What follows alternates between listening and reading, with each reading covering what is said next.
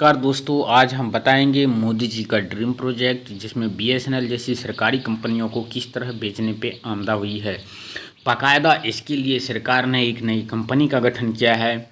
ये सारी जानकारी देंगे दोस्तों, कैसे क्या बिक्री कर रही है सरकार, आखिर सरकार की मंशा क्या है, हम पूरी जानकारी डिटेल से देते हैं। तो दोस्तों मेरे वीडियो में बने रहिए। क्या होगा बीएसएनएल का, इन सारी मुद्दों को लेकर। जैसा कि आप देख रहे हैं, बीएसएनएल जैसी सरकारी कंपनी और संस्थानों की ज़मीन बेचेगी सरकार, नई कंपनी करेगी ये काम। केंद्रीय सार्वजनिक क्षेत्र के उद्यम में हो या सरकारी एजेंसी, इनकी खाली पड़ी जमीन, भवन या संपत्तियों को बेचकर सरकार पैसे जुटाएगी। इस काम के लिए केंद्र सरकार ने एक कंपनी का भी गठन कर दिया है। इस कंपनी का नाम है राष्ट्रीय भूमि मौद्रीकरण निगम। तो दोस्तों आप आज जान लीजिए कि भारत सरकार की जितनी भी या पीएसयू की जितनी भी ज़मीनें हैं उनको बेचने के लिए एक नई कंपनी तैयार की गई है जिसका नाम है राष्ट्रीय भूमि मौद्रीकरण निगम।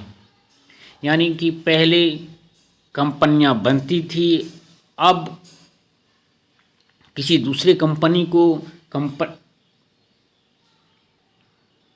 किस तरह से वह काम करे, इसके लिए सरकार टीम गठन करती थी। लेकिन अभी की जो सरकार है वह किसी कंपनी की ज़मीन को कैसे बेचा जाए इसके लिए एक अलग से कंपनी ही गठित कर दी गई है।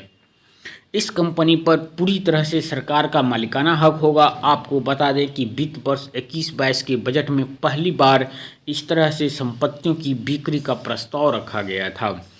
इसी कड़ी में सरकार ने अब कंपनी का गठन किया है। इस साल आम बजट से एक दिन पहले पेश आर्थिक सर्वे में राष्ट्रीय भूमि मौद्रीकरण निगम के गठन का जिक्र किया गया था।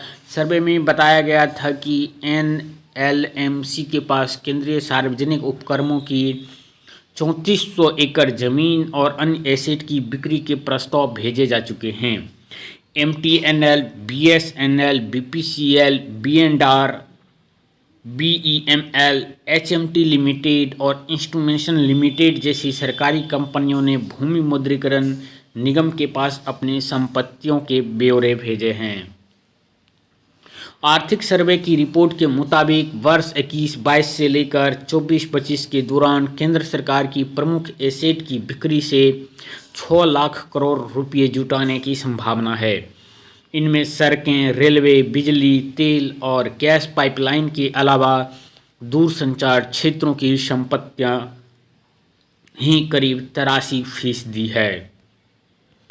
तो आप देख सकते हैं दोस्तों किस तरह से सरकारी कंपनी बेचा जा रही है जिसमें बीएसएनएल भी शामिल है।